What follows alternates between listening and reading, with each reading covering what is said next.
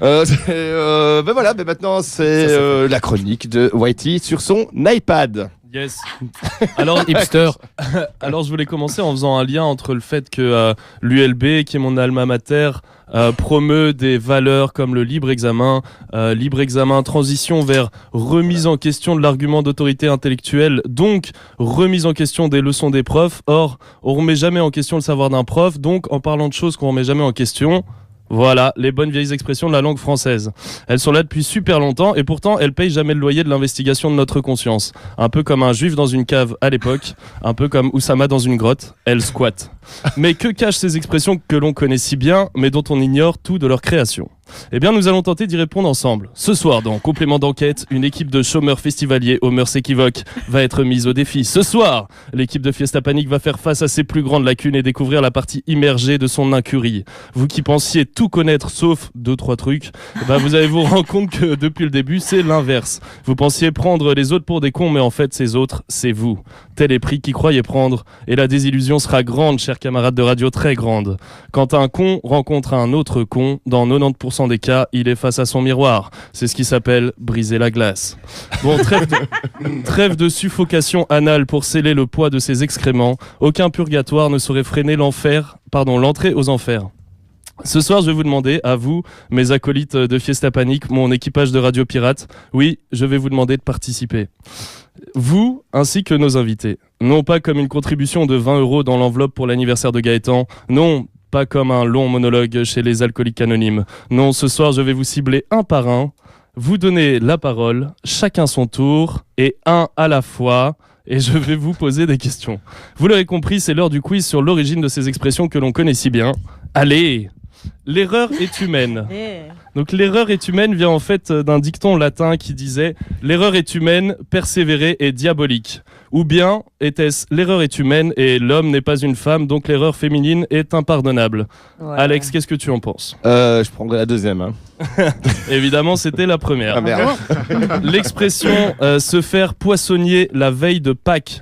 Alors, est-ce que c'est parce que les premiers marchands de poissons venaient de l'île de Pâques, dans l'océan Pacifique au large du Chili, ou est-ce parce que la fête de Pâques est précédée du carême, période pendant laquelle on mange beaucoup de poissons parce que la viande est interdite ? Qu'est-ce que tu en penses, Penny ? Réponse 2. Bonne réponse. Ça, donc se faire poissonnier la veille de Pâques, c'est une expression qui veut dire faire les choses à contre-temps, investir dans une affaire après coup, donc trop tard quoi. Moi j'aurais pas traduit. J'avais jamais entendu cette non. expression. Se faire poissonner, non. C'est pas se faire poissonner. Je pense à autre chose. Moi. Voilà. L'expression être canon veut dire être séduisant, est une expression dérivée d'une autre expression tirer son coup. Est-ce que c'est vrai ou c'est faux, Momo ? C'est du temps des pirates, je crois. Non, faux. C'est faux. En effet, c'est faux. Ça vient des canons de beauté qui veulent dire les critères de beauté. Donc canon en grec ancien, comme nous le dit Hérodote, est un modèle idéal auquel il faut se conformer.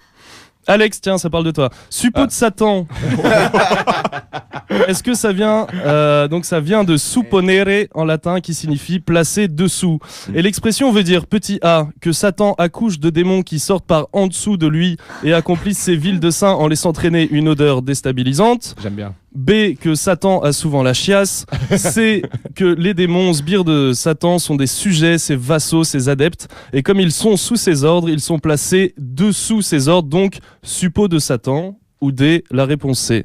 Qu'est-ce que t'en penses, Christ ? La réponse D, je pense. Effectivement, la réponse D. Donc, la réponse C. Question bonus. Est-ce que c'est comme ça, donc suppôt de Satan, que Bush avait parlé de Saddam Hussein ? Vrai ? C'est vrai, tout à fait. Blague bonus, pourquoi les hommes bandent-ils tous quand ils vont en enfer ? Parce que Satan l'habite. Parce que Satan l'habite. 10 sur 10 là. Il y a du level ici. Alors l'expression se prendre un râteau, A vient du latin ratus rati qui signifie la honte, l'embarras. B, c'est une expression qui vient de l'image classique des BD où un mec marche sur un râteau, se prend le manche dans la gueule et c'est rigolo mais en même temps c'est la honte et ça fait super mal. C, ou c'est parce que le mot râteau serait en fait une déformation amusante du verbe rater. J'ai raté, un râteau. A, B, C, A et B, B et C, ou je m'en bats les couilles ton jeu de merde, pauvre chiasse. Bart, qu'est-ce que t'en penses ? B. B, donc tu dirais que toi c'est une expression qui vient de l'image de BD ? C'est l'image marches que sur un râteau. je pense sérieusement que c'est ça. Depuis que je suis petit, c'est ce que je pense. Genre Tahiti Bob dans les Simpsons. Exact. tu sais, Exact. avec ses grands pieds. Et ben c'est à moitié vrai parce que il y avait aussi le fait que ça vient de un raté, un râteau. Tu vois, en argot, les gens ont déformé le truc Oh. et du coup se prendre un râteau, c'est genre rater quelque chose. Voilà. L'expression bonnet blanc, blanc bonnet. Question s'amuse en tout cas. Hein. L'expression bonnet blanc, blanc bonnet est Cours de français. une critique des gens qui utilisent des mots différents pour désigner à peu près la même chose. Genre c'est un chat. Non, c'est pas un chat, mec, c'est un Felinus croquetus purina. Ouais, ta gueule, sensiblement, c'est la même chose.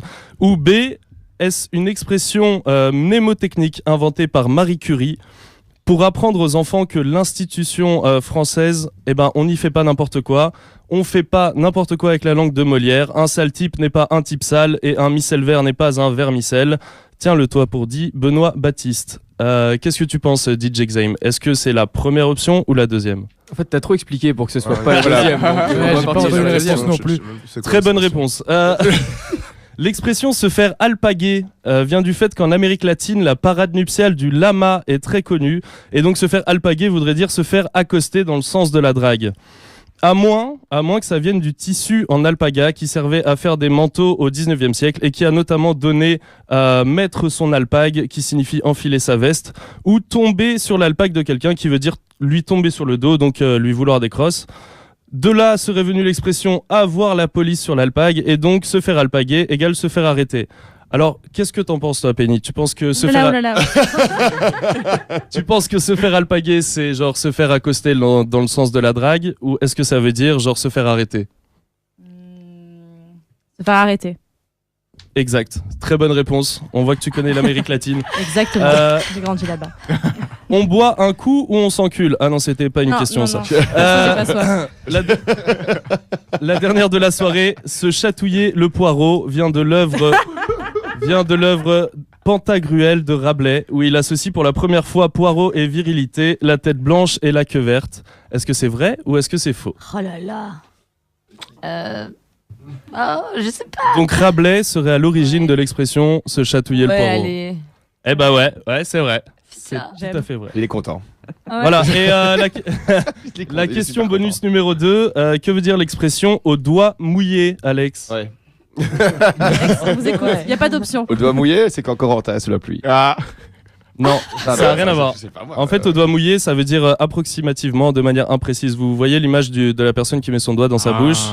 Et en fait, ça permet de savoir d'où vient le vent, parce que l'endroit où tu as froid, ça veut dire que c'est là que le vent tape. Donc, au doigt mouillé, ça veut dire au pif, quoi. Ok. Voilà. Et comme ils le font si bien dans le SAV des émissions, pardonnez-moi, Omar, Fred, pour cette piteuse imitation. Au revoir. Au revoir.